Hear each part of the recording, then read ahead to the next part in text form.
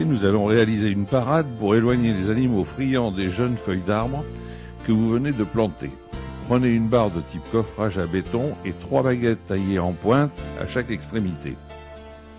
Brossez et meulez éventuellement votre barre pour la débarrasser des salissures ou de la rouille pouvant nuire à la bonne qualité de vos soudures.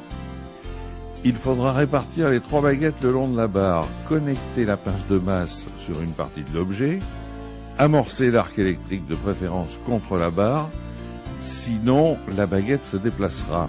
La deuxième baguette doit être soudée perpendiculairement. Calez la barre pour obtenir un bon angle. Si vous demandez à un tiers de vous aider, n'oubliez pas qu'il doit lui aussi protéger ses yeux, ses mains et ses vêtements.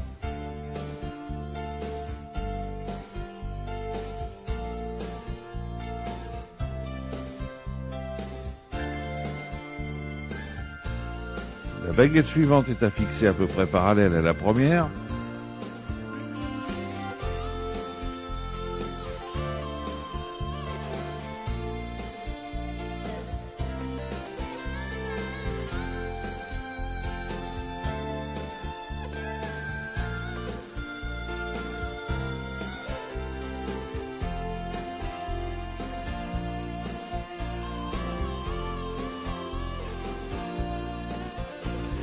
Vous n'avez plus qu'à mettre en situation. Les chevreuils ne viendront plus se nourrir de vos plantes.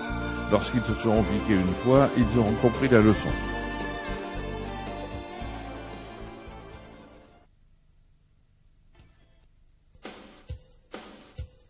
Vous n'aurez besoin que de 2 fers plats et d'une volute pour réaliser cette potence du plus bel effet. Pour maintenir en angle les 2 plats en acier, nous employons un aimant à angle calibré. Bien sûr, toute autre méthode conviendrait, notamment si vous préférez utiliser de l'inox. Il est important que les 2 parties soient bien en contact pour assurer une bonne soudure. Connectez la pince de masse à une extrémité. Vérifiez la qualité de vos électrodes qui doivent être conservées à l'abri de l'humidité. Choisissez une rutile d'un diamètre adapté.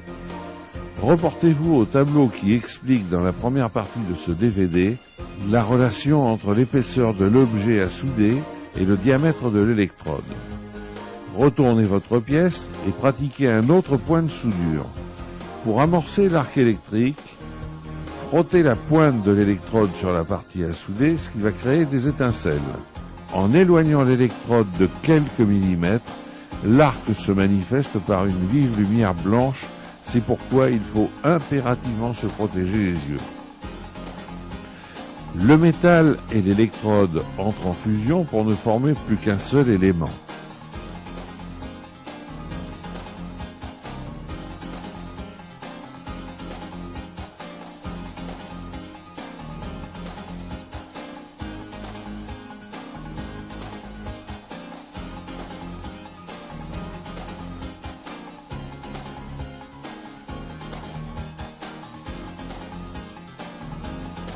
Après refroidissement, piquez la soudure au marteau et éliminez le laitier.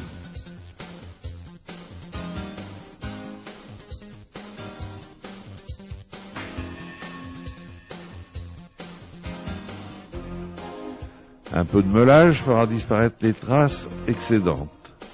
Votre support est terminé. Il faudra toutefois le protéger de la rouille.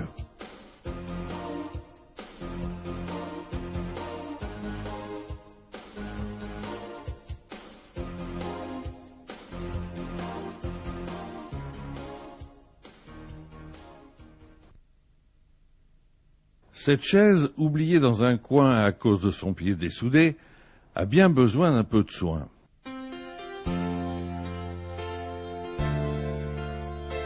Commencez par mettre à nu le métal des parties à ressouder, pieds et structure.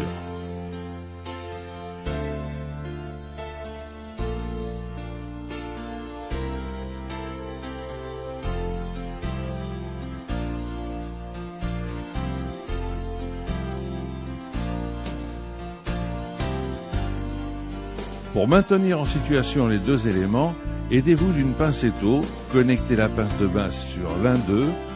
Lorsque cette chaise sera reconstituée, elle subira des pressions de plusieurs kilos. Il est conseillé d'avoir recours à une électrode de type basique permettant la réalisation de soudures à forte résistance mécanique.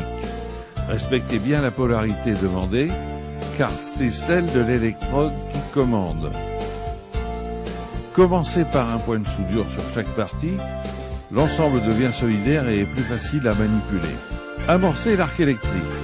Une forte lumière blanche apparaît. Continuez à regarder à travers l'écran du masque pour protéger vos yeux. Déplacez lentement l'électrode tout en la rapprochant pour conserver la même distance entre sa pointe et le métal. C'est ce que l'on nomme la longueur d'arc. Agissez par petits cordons pour ne pas surchauffer le métal. Piquez le laitier, brossez, meulez et vérifiez la stabilité de la chaise.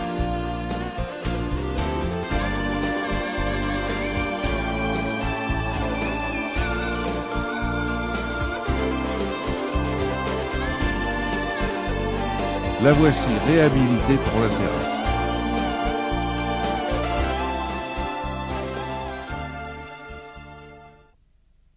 La fonte est un acier particulier dont il est difficile de deviner la qualité. Il faut agir avec délicatesse. Les parties trop endommagées de ce chenet, victimes de la corrosion et de l'usure, ont été éliminées. Le métal doit être fortement mis à nu par un meulage soigneux. Meulez aussi une partie pour y fixer la pince de masse et assurer le contact.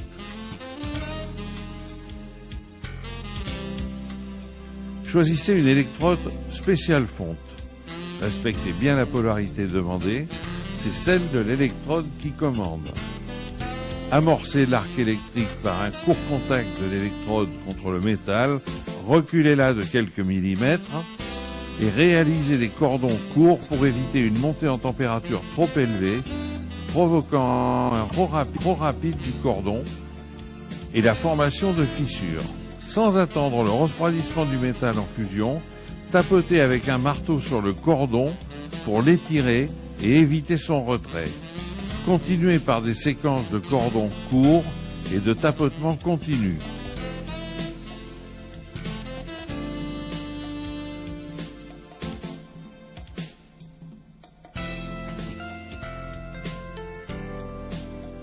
Enlevez régulièrement le laitier et brossez la soudure en cours pour apprécier l'évolution. Soyez généreux dans le rechargement. Une fois terminé, meulez les soudures en excès. Votre chenet est prêt pour une seconde vie. Un gratte-botte est destiné à rester à l'extérieur au pied de votre porte. Nous allons donc le réaliser en inox pour qu'il ne rouille pas. Préparez 4 à 5 cornières de même longueur en inox 3 mm, ainsi que les plats qui constituent le cadre. Sur votre plan de travail, répartissez régulièrement les cornières pointe en haut. Présentez les éléments de l'entourage.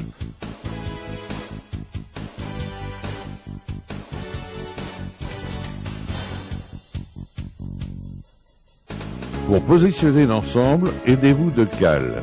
Connectez la pince de masse à un élément métallique du montage.